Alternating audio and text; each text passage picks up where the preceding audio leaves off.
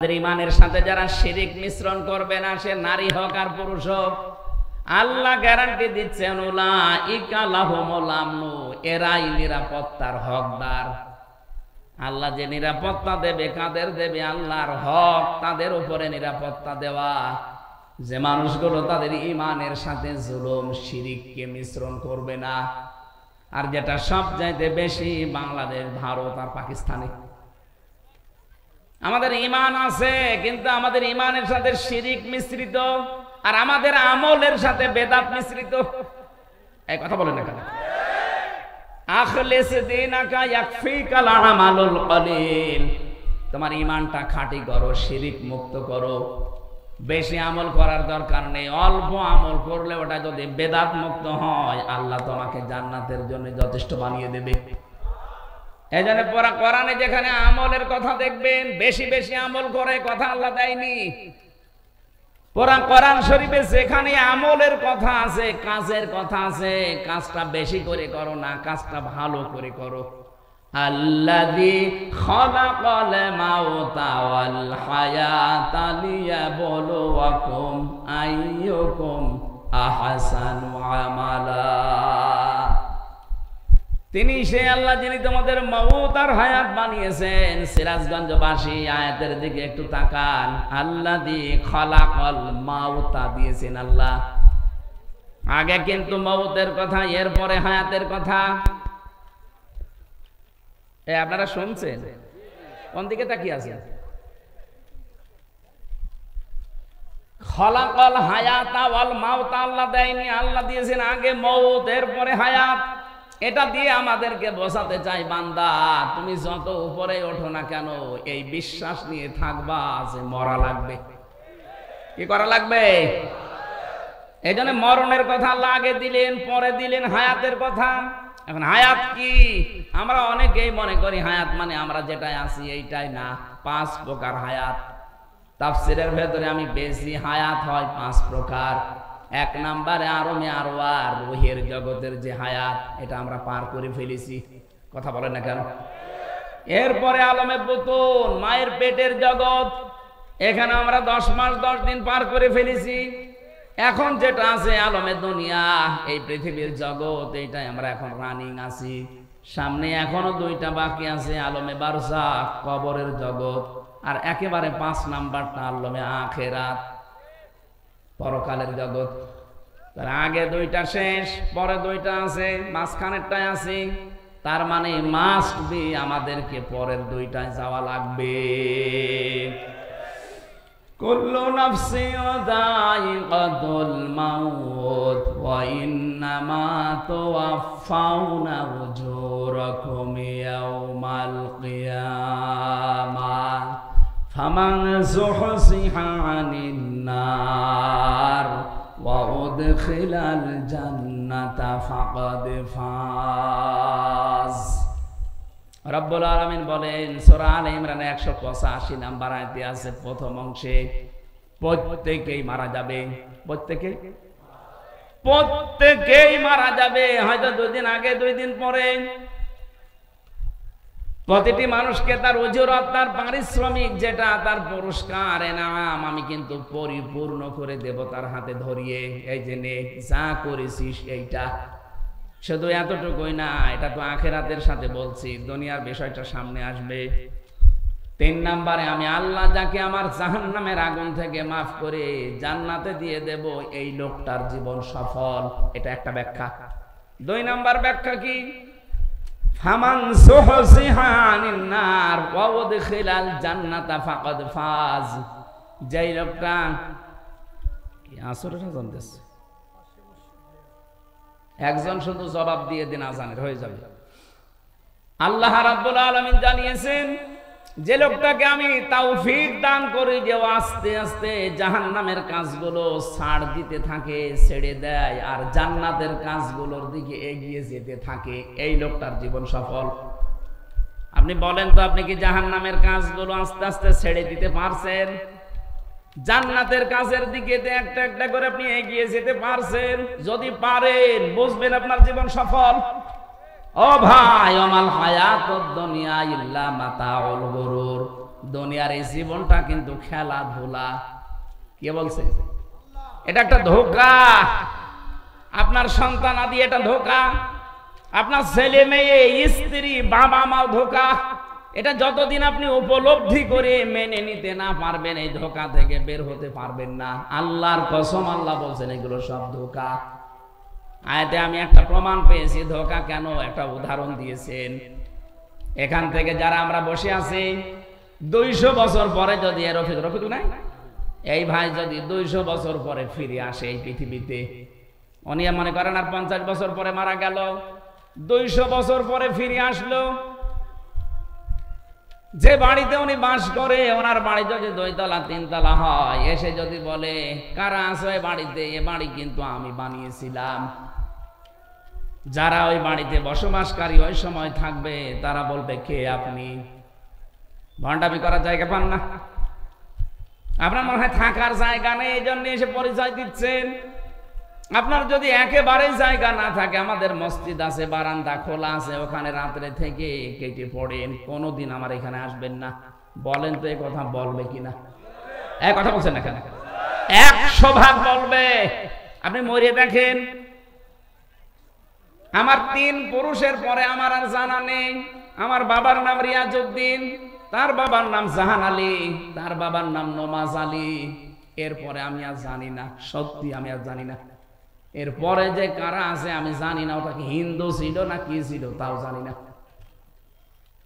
বলেন তো আমার মতো মানুষ এই 3 পুরুষের পরে আমার আর মনে নেই। এখন ওই নমাজ আলী সর্দারের বাবা যিনি কি ছিল যেহেতু আমি জানি না, উনি যদি এখন এসে কুষ্টিয়ায় বলে এই বাড়ি আমার, এই ভিটা আমার, ও দাঁত মুখ খুলে ফেলবো না? এই কথা বলছে না? কিসের নমাজ আলীর বাপ আপনি? আমি তো নমাজ আলী পর্যন্ত জানি, এরপরে আর জানি না। এমনকি আমিও যদি 200 বছর পরে ফিরে আসি, আমার যে মেয়ে আছে, মেয়ের ছেলে আছে, ছেলের ছেলে আছে, 3 পুরুষ মাত্র। 3 পুরুষের পরে আমির হামজা কি তারাও জানবে না। কথা বলেন না কেন? আল্লাহ বলেন এই যে এরকম একটা ধোঁকা, এই ধোঁকায় পড়ে আছো তুমি। আমার মনে হয় জীবনের শেষ প্রান্তে যারা পৌঁছে গেছে তাদের তো এটা উপলব্ধি হওয়ার কথা আরো বেশি। এই যে মুরব্বীর দুনিয়ার সব কিছু তো এতদিন পর্যন্ত 60, 70, 80 বছর দেখেছে, কি মনে হচ্ছে ওনার যে একটা জীবন ছিল আমার কাছে, ওটা এখন স্বপ্নের মতো মনে হয়। এখন যেটা আছে এটা শুধু আকাঙ্ক্ষা, এটা পাবো, ওইটা পাবো, ওইটা পাবো, খালি এই ধান্দায় আছে। আর সামনে যেটা আছে এটা একটা স্বপ্ন। এটা কি?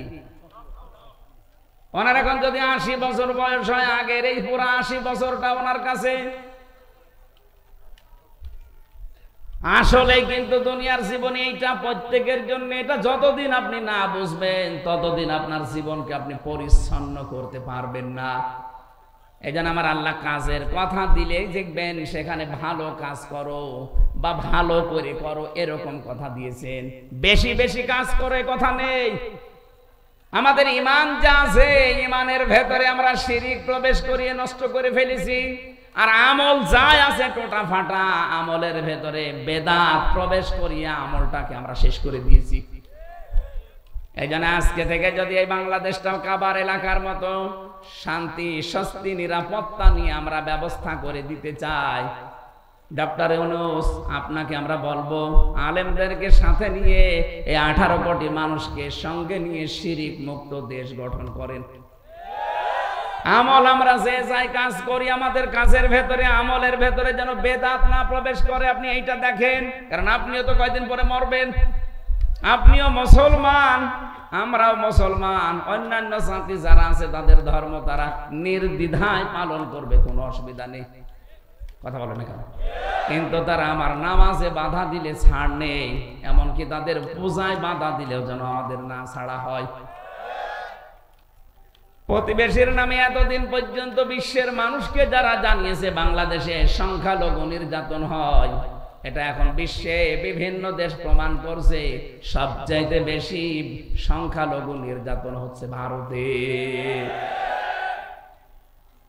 ওরা বাবরি মসজিদ ভেঙে ফেলেছে বিভিন্ন দোহাই দিয়ে যে এখানে নাকি রাম মন্দির ছিল। আরে ভাই, ঢাকার স্বামীবাগের কি ইসকন মন্দির এখন যদি আমরা এই দেশে ৯৬% মানুষ আওয়াজ তুলি জানাই এখানেও ৫০০ বছর আগে আমাদের মসজিদ ছিল, আমরা এটা ভেঙে মসজিদ বানাবো, আপনি মরবেন। আমাদের ধর্মে যেহেতু এটা শেখায়নি আমাদেরকে, লা ইকরাহা ফিদ্দিন, ধর্মে বাড়াবাড়ি নেই, আছে জোর জবরদস্তিও নেই। আমরা দাওয়াত দেই আপনাকে এই উগ্রবাদী এই আচরণটা বন্ধ করেন। ইসকনের নাম নিয়ে যা হচ্ছে এটা কিন্তু একেবারে অরিজিনাল হিন্দু না, খাঁটি হিন্দু এরা না। এদের আসল হচ্ছে ইহুদি। ওদের যে প্রভুপাদ আছে যেটা প্রতিষ্ঠাতা, ওইটা ইহুদি। ও চার্চে লেখাপড়া করেছে খ্রিস্টানদের। ও উগ্র কিছু মানুষদেরকে দলে ভিড়িয়ে ইসকন গঠন করে সারা দুনিয়ায় এখন এদের নিয়ে অশান্তি, শুধু বাংলাদেশে না, ২৫৭টা রাষ্ট্রের ১৯৫টা দেশে ওদের নিয়ে এখন ঝামেলায় আছে। এই জন্য ওদের উস্কানিতে যেন আমরা পা না দেই। ওরা খুব চেষ্টা করেছিল সাইফুল ইসলাম আলিফকে হত্যা করার মাধ্যমে এই দেশে মুসলমানরা যেন একটু হইচই করে, এরপরে যেন একটা হট্টগোল বেঁধে যায়। আর এটা করাচ্ছিল যারা পালিয়েছে ওরা যেহেতু বিভিন্ন হাল দিয়ে হালে পানি বানায়নি, ওদের রিক্সা লীগ, ওদের আনসার লীগ, কথা বলছে না কেন, বিভিন্ন লীগ দিয়ে যখন পানি বানায়নি তখন ওরা লাগিয়েছে বিভিন্ন কায়দায় ইসকনকে। এইটাও হালে পানি নেয়নি, কারণে দেশের মুসলমানেরা সব চাইতে বেশি সংযমের পরিচয় দিয়েছে। আমরা ফেসবুক বলেন, ইন্টারনেট বলেন, পত্রিকা বলেন, কারো ফাঁদে পা দিয়ে, বিশেষ করে ভারতপন্থী পত্রিকা যেগুলো, এই জনকণ্ঠ আমি নাম নিয়ে বলছি, আরো কয়েকটা আছে, যেইটাই দেখবেন দেশের এই দাদা বাবুদের পক্ষে কথা লিখবে। আপনাদের পাশে টাঙ্গাইলের সন্তান মাওলানা ভাসানী বলেছিল, দেশের মানুষ যখন বুঝবে যে ভারত আমাদের শত্রু, তখন এই দেশটা একটু দাঁড়িয়ে যাবে। তারা বুঝেছিল, তারা বিচক্ষণ ছিল, কিন্তু এখন আমরা অনেকে এটা বুঝি না, মনে করে না আমাদের দাদা। কিসের দাদা? আপনার দাদা হলে আপনি যান, ওরা এখন চট্টগ্রাম নেওয়ার ধান্দায় আছে। আরে ভাই, চট্টগ্রাম আমাদের বাংলাদেশের অংশ, আপনি কি যৌতুক নেবেন? আর যৌতুক আপনাকে দেবো কেন? মেয়ে কি আমরা আপনাকে একেবারে স্বাভাবিক ভাবে দিয়েছি? মেয়ে তো পালিয়ে গেছে। পালিয়ে যাওয়ার মেয়ের আবার যৌতুক কিছু বিয়েই তো আমরা মেনে নিচ্ছি না। কথা বলে হ্যাঁ, যাওয়ার পরে যদি কোনো মুসলমানের সাথে বিয়ে করতো তাও মানতাম। এমন লোককে স্বামী স্ত্রী এ পরিচয় দিচ্ছে, 15.5 বছরে পরিচয় দেয়নি যে আমাদের স্বামী স্ত্রীর সম্পর্ক। তো যদি স্বামী হয়, ও তো ফুল হাতা হাফ হাতাও না। কথা বলছে না, যার কাছে পালিয়ে গেছে ও কি ফুল হাতা না হাফ হাতা? হাফ হাতা, ফুল হাতা। একটা মুসলমান মেয়ে ফুল হাতার কাছে যায় কি করে? আরো অধিকাংশ ফুল হাতারা এখন হাফ হাতা হয়ে যাচ্ছে। আমার জেলের যে জেলার ছিল দেবদুলাল, ও শুনলাম নাকি চুরি করে হাফ হাতা হয়ে গেছে। এখানে বৈজ্ঞানিক অনেকগুলো ব্যাখ্যা আছে, এখানে এই পরিবেশে এটা বলা ঠিক নাই, জন্য বললাম না। আজ ওরা গোপনে গোপনে অনেক ফুল হাতা হাফ হাতা হয়ে যাচ্ছে, আর আপনি কাজ আর পেলেন না, চলে গেলেন আপনি হাফ হাতার কাছে। আর পালিয়ে যাওয়ার মেয়ের যৌতুক কিসের? বিয়ে আমরা এখন মেনে নেইনি। বাবা মা আত্মীয় স্বজন যদি বিয়ে মেনে না নেয়, পালিয়ে যাওয়া মেয়ের যৌতুকের প্রশ্ন আসে। এরপরও আপনার নিয়ে নিতে চান জোর করে যে চট্টগ্রাম দিয়ে দাও, দিতে পারি। আপনাদের 7 সিস্টার আমাদের দেওয়া লাগবে। আপনি কি আর কি মনে করে? 7 সিস্টার আমি পুরাটা ঘুরেছি, একটাও ঠিক থাকবে না। ডক্টর মোহাম্মদ ইউনূস শুধু একটু ইঙ্গিত দিয়েছিল, আপনারা ভয়ে পাগল হয়ে গেছেন। কারণ আমি জানি দুনিয়ায় সবচাইতে বেশি মরণকে ভয় পায় মুশরিকরা। সূরা বাকারার ভেতরে আছে, ওয়ালা তাজিদান্নাহুম আহরাসান নাসি আলা হায়াতি ওয়া মিনাল্লাযীনা আশরাকু ইয়াওয়াদ্দু আহাদুহুম লাউ ইউআম্মারু আলফা সানা ইলা আখিরি আয়াত। রব্বুল আলামিন বলেন, পৃথিবীর মানুষেরা আপনি যদি মুশরিকদেরকে বলেন যে তোমরা 1000 বছর বেঁচে থাকবা, ওরা বলবে আমরা আরো বাঁচতে চাই। কারণ জীবনের উপরে সবচাইতে বেশি মায়া মহব্বত ভালোবাসা এই দুনিয়াতে মুশরিকদের। এজন্য আমরা শুধু যাওয়া বন্ধ করে দিয়েছি, এই ঘোষণা এখনো বন্ধ করিনি। আমরা বলেছি যাব না ওই দেশে চিকিৎসার জন্য, দাদারা কেটে কেটে মরছে, না 40 ভাগ ছাড় দিয়ে দিলাম, আসেন, নাই তো আমরা না খেয়ে মরে যাব, কারণ মরা ওদের কাছে খুব কঠিন। আর আমরা যারা মুসলিম তামাম দুনিয়ায় 200 কোটি, আমাদের মরণ কঠিন না, আমাদের মরণ হাদিয়া। আমরা বিশ্বাস করি দুনিয়ার এই নশ্বর পৃথিবী ছেড়ে যেতে পারলে আমার আল্লাহর বানানো জান্নাত রেডি হয়ে আছে। কাদের জন্য? সূরা নাহাল, এটা 32 নম্বর আয়াতের তাফসিরে পাবেন, ভালো করে মিলাবেন এটা। আল্লাযীনা তাতাওয়াফাহুমুল মালাইকাতু তাইয়্যিবিনা ইয়াকুলুনা সালামুন আলাইকুম উদখুলুল জান্নাতা বিমা কুনতুম তা'মালুন। বলেন আল্লাহু আকবার। পৃথিবীর মানুষেরা যারা মরণের বিছানায় আছাড় খেয়ে পড়বে, এদের যদি এই যে তাইয়্যিবিনা আছে, আমি তাফসিরে দেখেছি তাইয়্যিবিনা মানে শুধু পোশাক পবিত্র, শুধু শরীর পবিত্র না, আপনার বিশ্বাস, আপনার আকীদা, এই যে আকীদা মানে আপনার ঈমান, এটার পবিত্রতা শিরিক থেকে, বেদাত থেকে আপনি করবেন। আপনার বিশ্বাস আপনি পবিত্র করবেন শিরিক থেকে, কুফরি থেকে। তাহলে বিছানায় যখনই পড়বেন, মরণের বিছানায় আছাড় খেয়ে, একটা দুইটা না, মালাইকা বহু বচন দিয়েছেন, নারী হোক আর পুরুষ হোক, লক্ষ লক্ষ ফেরেশতারা এসে ওয়েলকাম জানাবে, সালামুন আলাইকুম উদখুলুল জান্নাহ, প্রবেশ করো, ওই যে জান্নাত দেখা যাচ্ছে, এইটাই তো জীবনের সফলতা। চোখ বন্ধ হওয়ার সঙ্গে সঙ্গে যদি আমার বিশাল ঠিকানা যেটা জান্নাত, যার শুরু হয়ে গেছে কোনোদিন আর শেষ হবে না, এইটা যদি সত্যি আমরা দেখতে পাই, আমাদের জীবন সফল। কথা বলে না কেন? আল্লাহ পাক আমি যে আয়াত পড়েছিলাম এখানে কিন্তু এইটার সাথে যোগ সংযোগ আছে। আদারাবাল্লাহু মাসালান ক্বরিয়াতান কানাত আমিনাতাম মুতমাইন্না। কাবার মতো এই বাংলাদেশকে নিরাপত্তা দিতে চাইলে 1 নম্বরে আমাদের কাজ হবে দেশে আমরা যেন শিরিক না করি, অন্তত আমরা যারা মুসলিম।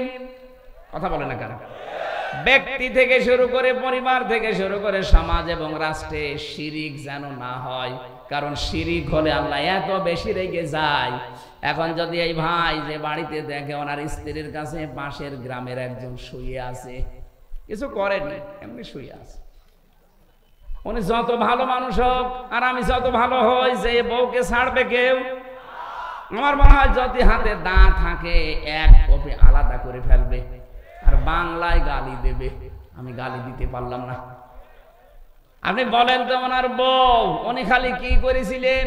কবুল, এতটুকু একটা শব্দ নিয়ে বাড়িতে নিয়ে আসলেন, তাও তো পুরা চাহিদা উনি পূরণ করতে পারেন না। কারণ মানুষের জীবনের পুরা চাহিদা পূরণ করা আল্লাহ বাদে সম্ভব। কথা বলেন না কেন? ওনার বউকে উনি কোনোদিন অক্সিজেন দিয়েছে? কথা বলেন না কেন? একটা মানুষ প্রতিদিন অক্সিজেন কিনে যদি বেঁচে থাকা লাগে, প্রত্যেক দিন কমপক্ষে 12,000 টাকার অক্সিজেন লাগবে ঘন্টায়। কত? আপনি হাসপাতালে গিয়ে খবর নেবেন, আমার সঠিক তথ্যটা মনে নেই, ঘন্টায় মনে হয় কমপক্ষে যারা অক্সিজেন নিয়ে বেঁচে থাকে, এভাবে 24টা ঘন্টা উনি তো অক্সিজেন বউকে কিনে দেয় না। হয়তো জীবন চলার জন্য আনুষঙ্গিক যা আছে ওইটা কিনে দিয়েছে, বাড়িতে থাকার একটা ব্যবস্থা করেছে। এতটুকুর জন্য যদি অন্য মানুষ ওনার স্ত্রীর কাছে থাকলে এত রেগে যায়, স্বামীর কাছে অন্য কোনো মহিলা থাকলে স্বামী স্ত্রী যদি রেগে যায়, আল্লাহ বলেন বীর্য থেকে শুরু করে এরফিক পর্যন্ত পুরাটাই আমি বানিয়েছি, কারো দায়িত্ব ছিল না। বীর্য থেকে শুরু করে বেশি আরে বসিয়ে রেখেছি, পুরাটাই আমি আল্লাহ। আমার মা বাবা শুধু বিছানায় ছিল, এতটুকু শেষ। বাকি যা করার আমি আল্লাহ করেছিলাম। নেই থেকে ধরে আমি চেয়ারে বসালাম হামজা। এখন যদি দেখি আমার সাথে তুই অন্য কাউকে যোগ করিস, তখন আমি আল্লাহ ওই স্বামী ওই স্ত্রীর মতো রেগে যাই। এই জন্য আল্লাহ কিন্তু রেগে যাবে শিরিক করলে। আপনি আর যাই করেন হয়তো আল্লাহ ইচ্ছা করলে মাফ করে দেবে, কিন্তু শিরিক করলে কোনো মাফ নেই। এই জন্য শিরিক যারা করে তারা দেশকে গজবে ফেলে। 15.5 বছরে কিন্তু শিরিকের কারখানা তৈরি করেছিল মূর্তি বানিয়ে। কত কোটি কোটি টাকা খরচ করে বানালেন, কি হলো?